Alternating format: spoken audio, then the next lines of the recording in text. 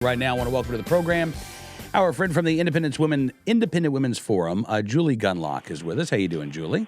I'm doing great. How are you? I am good. If I seem a little shaky, it's just because I've been riding as a passenger in a car with my son who turned 16 today.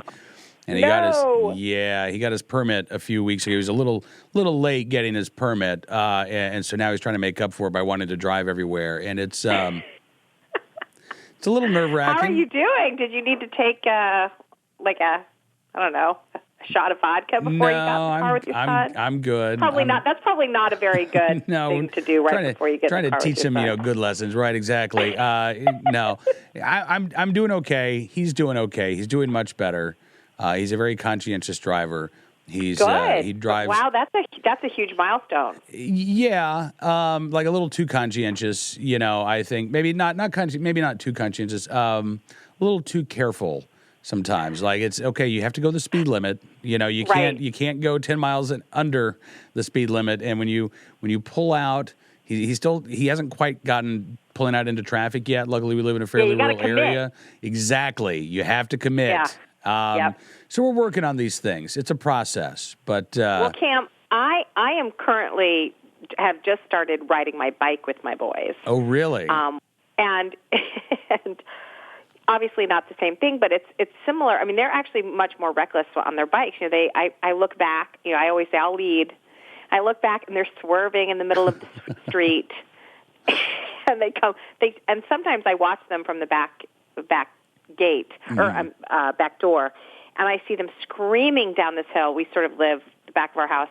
There's sort of an incline, screaming down this hill, and they barely slow down when they get to the intersection. I mean, it's terrifying. Now, I see them look back and forth, but it's very hard to sort of say to myself, they're learning this, they'll get this, but it's a little bit terrifying. So we have a rule that when I'm not biking with them, they have to bike on the sidewalks. So, which, they're young. I have 7 and 9-year-old currently biking, and my 6-year-old, I don't let him go biking out on his own. But it's scary. Just like driving, every step of the way, there's all these little milestones that you have, and every step of the way is like new parent terror. But you have to set that aside and let them have that freedom. You do. Although again, when they're first learning, you have to give them that freedom while you're right there beside them, and that's even harder, I think. It is. But it is. It's a process, and you'll be going through this process for the next 10 years or so, graduating from bicycles to scooters. Yeah, honestly, cars. I'm starting to get hit with real serious costs. We just learned my 9-year-old. This is unbelievable to me, but my 9-year-old needs braces, which I didn't. I got braces when I was well into my teen years, so this is astonishing for me. I did not know this happened so early, but now they've started to Wait, doesn't he still have his baby teeth? He does. And actually his baby teeth have come in such a cattywampus way that they actually have to move one tooth before the other baby tooth comes in. It's pretty. I think my son's situation is unusual, but I do have friends. Jack goes to school with kids who have braces, his same age, and I have friends whose kids have braces. And so I think dentists now identify problems that will be made worse if you let the whole mouth develop. Mm-hmm. And so they can sort of make some corrections earlier on that'll kind of save the kid pain later on. So it's great. It's good. I actually, about last year, I wrote a piece against braces. I said that it's become such a cosmetic thing, and people are no longer getting it for truly big problems in the mouth. They're getting it for, she has just a slight crooked tooth, and parents will get a whole full mouth of braces. So I actually warned against this, and I'm not sort of breaking my sort of promise not to go overboard. My son has some really a really like messed up mouth, so he needs them. But I'm really shocked that I'm facing this with a 9-year-old. That's kind of, you're kind of scaring me. Thankfully, because I had to have braces, which by the way didn't work for about 4 years. I didn't have the little gap between my two front teeth, and then my teeth decided we're going where we want to be, and you can't stop us. So that was your teeth. It's not the fact that you didn't wear your retainer. I wore my retainer constantly. I don't believe it. I wore my retainer constantly. constantly. Fine. It just did. I have stubborn teeth. I have apparently I have a messed up mouth as well. So I'm lucky that my kids, so far, none of my kids have actually had to have Wow. braces out of the 5. I've that's managed, great. right? Isn't that amazing? So We are like hillbilly people because we are all good. I have a feeling my kids are all going to need them. well, we have glasses. We all have glasses. That's Those that's are not our as expensive, malfunction. okay? No, they're Those not. I will take glasses. I will take glasses over braces any day. And you don't have to go to the doctor once a month, and where the eye doctor can, like, we're just going to tighten these screws in your eyeballs just a little bit. I mean, it's going to hurt honest to for a God, while, but yeah. It is. It's just astonishing to me the thousands of dollars that we're going to put out there, and at the end, I mean, your kid has slightly more straight teeth. I mean, there should be like shoes. Listen, they're baby teeth. He could wear dentures for a couple years, and then you could just see how the adult teeth come in. Just. That's right. I'm sure they'd give him laughing gas. It'd be fine. Yeah, it'll all work out. But that is an unexpected cost. I have to say, I have, he turned 9 this year, not so long ago, and I thought I had a good 5 years from that. But nope, it's happening earlier now. So everything's happening earlier. Yes. So I have to tell you, I saw the mother of all alarmist stories over the weekend. Okay. In the New York Times. Did you see this piece? It was in the science section. Smoke, fire, and human evolution. Did you see this? No. Okay, you ready? Yes. When early humans discovered how to build fires, life became much easier in many regards. They held around fire for warmth, light, and protection. They used it to cook, which afforded them more calories than eating raw foods that were hard to chew and digest. They could socialize into the night, which possibly gave rise to storytelling and other cultural traditions. But there were downsides to the invention of fire, too, Julie. No! Occasionally, the smoke burned their eyes and seared their lungs. Their food was likely coated with char, which may have increased their risk for certain cancers. With everyone congregated in one place, diseases could have been transmitted more easily. The downside of man learning how to build fire. And it's all been downhill from there, Julie. That is astonishing. Isn't that amazing? That's really you have to send me that link. That's crazy.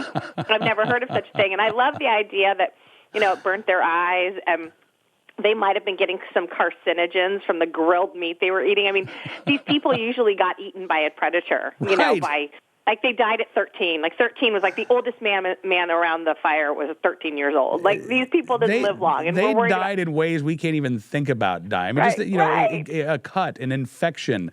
Right. I mean, Hollywood has not thought up the gruesomeness of these deaths yet, and we're worried about fire.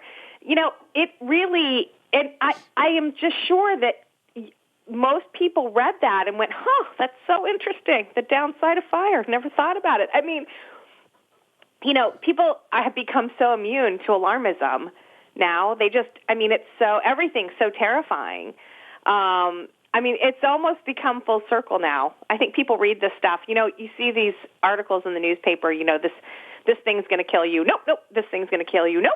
And now it's this thing. I mean, we've seen the pendulum swing on meat. I don't know if you saw the stories a couple of weeks ago, or actually one came out just last week. Meat pendulum, that said, actually, carbs aren't so bad for you. Now it's meat that's killing you. I mean, it just never ends. It's just laughable that, for years we've been saying, got to cut down on those carbs, eat more meat. Lean meats, not like a prime rib every night, but eat some lean meat and cut down on those carbs. And now the pendulum is swinging, and it's the other way. So people just need to brace themselves, brace for this kind of stuff.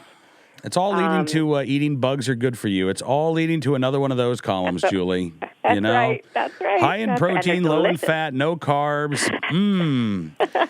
By the way, that's right. So I've got to read you one more paragraph from this New York Times story, because this is the best one. Are you ready? Yeah. Okay. Negative cultural consequences came with fire, too, and continue to leave an imprint. Anthropologists have speculated that inhaling smoke led to the discovery of smoking.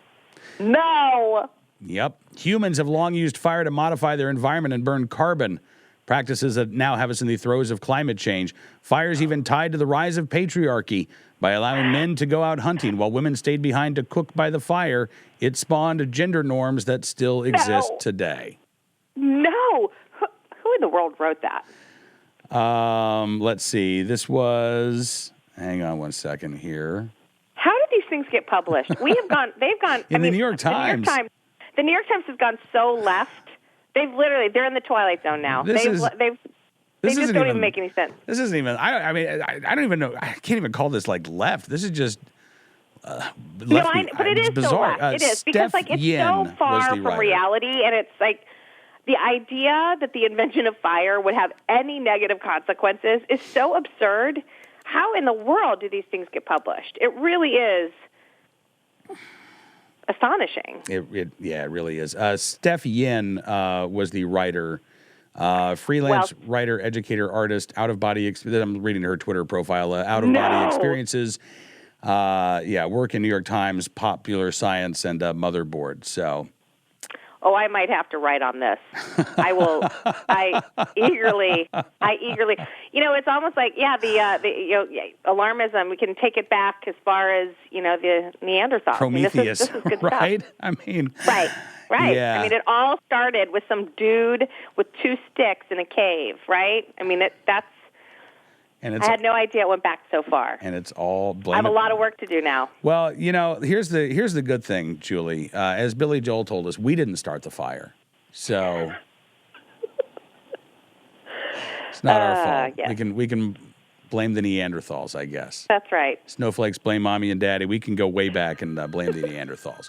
Whoop, hang on. Sorry about this. Forgot to turn off my cell phone before we started the show. I thought that was the music. Nope. That's coming up in about 90 seconds or so. Anyway, I do appreciate you joining us on the program. I'm going to send you the link to this story right now. I'm also, I think, on a barbecue tonight. Good. Well, make sure you put some sort of protective mask on so that you don't breathe in any of that smoke. I want a good char. Yeah. You want to eat all the carcinogens. Exactly. Julie Breathe them all Gunlock in. With the Independent Women's Forum. Thank you, as always, for coming on the program. It's great talking with you. Thanks for having me on. All right, we'll talk again soon. Julie Gunlock join us here on NRA News Cam and Company.